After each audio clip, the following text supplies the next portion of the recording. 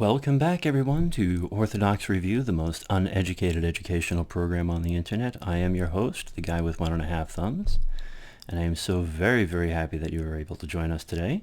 This is episode 101. This is the new printing of the Horologion from Jordanville, and it's definitely a step in the right direction from previous printings. So before we get into the book, please like, share, and subscribe, if at all possible.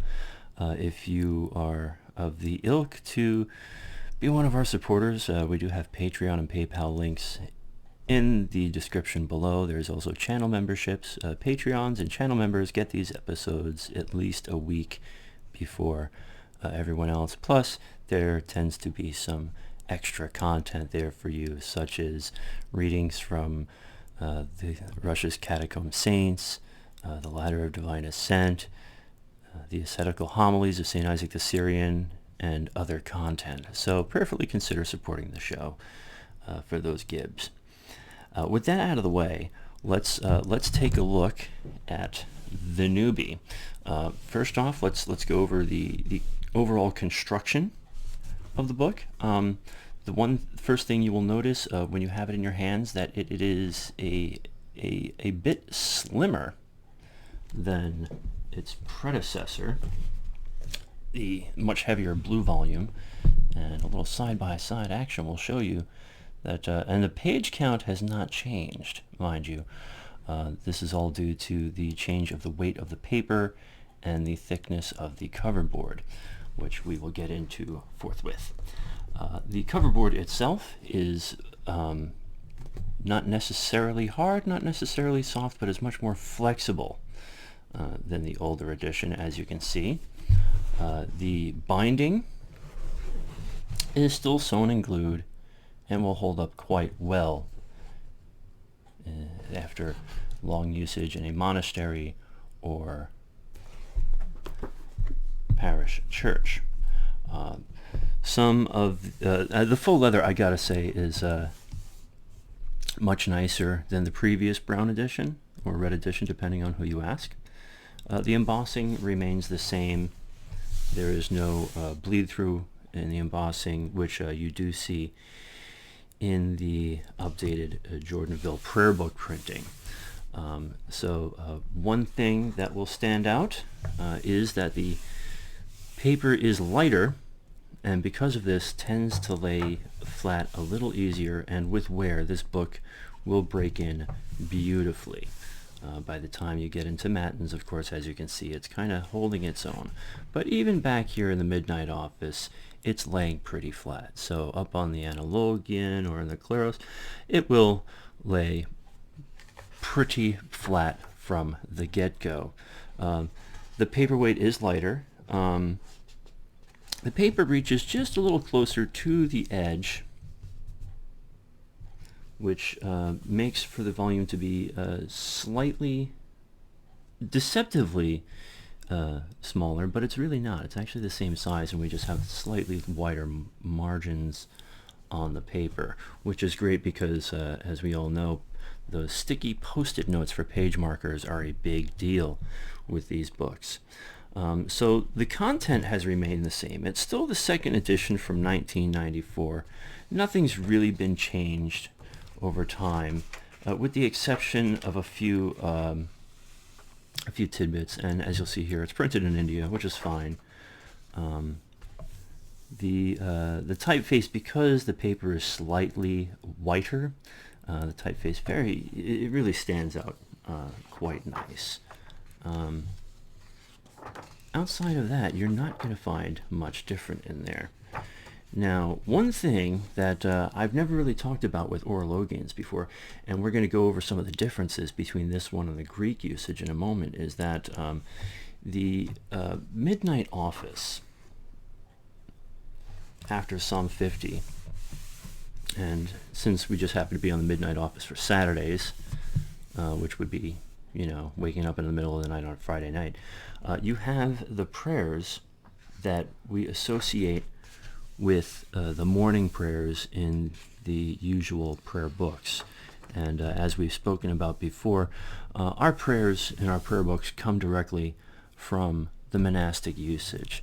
So really, if you didn't have a proper prayer book, so to speak, all the stuff, yeah, what a very intelligent word to use. All the materials you would be looking for in a prayer book will be found in the Horologion. You have selected material from the Pentecostarian, from the Manaean services, and then way back here you have several canons for Holy Communion, the canon to our Lord Jesus Christ.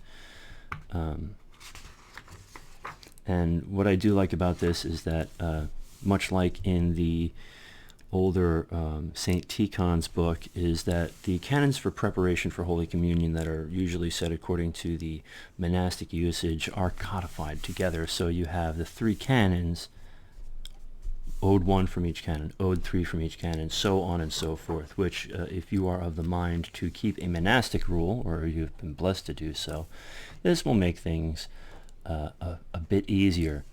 And of course there are acathists included. Now let's take a look at the table of contents briefly here. You will find the usual. You have the daily Troparion and Kontakion, all for the 12 feasts, the Triodian, Pentecostarian, Manaean. We do have the great supplicatory canon to the Most Holy Theotokos, which, you know, if you haven't read that at least once in your life, you're doing yourself a horrible disservice. So just to give you a paper comparison, and I don't know if this is showing up on the camera, the whiter paper is all nice and fine. As a personal aside, I prefer a slightly creamier paper. It tends to be easier on the eyes, especially in direct light. It's not nearly as reflective. So with that, let's take a look and compare some of these services to what we find in the Horologion from Holy Transfiguration Monastery, which is laid out slightly different. So this might take me a moment to get to the page I was looking for. Oh, this is volume 2. That's why I'm not finding what I wanted.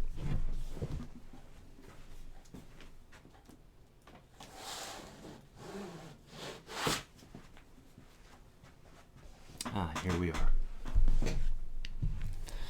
So right off the bat, you'll notice a slight height difference, which of course is to offset the width difference. I would say in the context of the usage of these books, the Great Horologion from Holy Transfiguration being meant to be side-by-side volumes, whereas the unabridged from Jordanville is meant to just be there and that's it. Now, what I'd like to do is look at the Midnight Office for weekdays, because A, it's at the beginning of the book in this one, and easy to find. And we're going to go through a few of the differences in the Greek and Slavonic usage. Page 20. I will say both of these volumes are just super easy to manipulate by hand. So you have all the same openings. Then after Psalm 50, in the Slavonic usage, you have the morning prayers, whereas in the Greek usage, we go right into Psalm 118. This, I would imagine, is because according to the monastery usage of each, these prayers are said in church together, whereas in the Greek usage you would say your prayers before arriving at the service. So that's one thing to look at. But outside of these differences from Greek and Slavonic usage, they are roughly the same. If you ask my opinion, I will always go for the Slavonic usage, primarily because that's just what I was used to in the beginning. That's not a judgment call on either one, but either way, Jordanville has once again offered us a great reprint at a fantastic price that is lightweight, easy to use, and a great addition to anyone's collection if you are so inclined. Link for this directly from Jordanville will be below. And with that, I would like to say thank you once again, everyone, for joining in the show. That's it. Go on with your day now. On behalf of Spooky Cat and myself, I would like to say thank you so much. Pray for me. I'm trying my best to pray for you. Let's all have a good Lent, and don't forget to go to church, say your prayers, and remember God.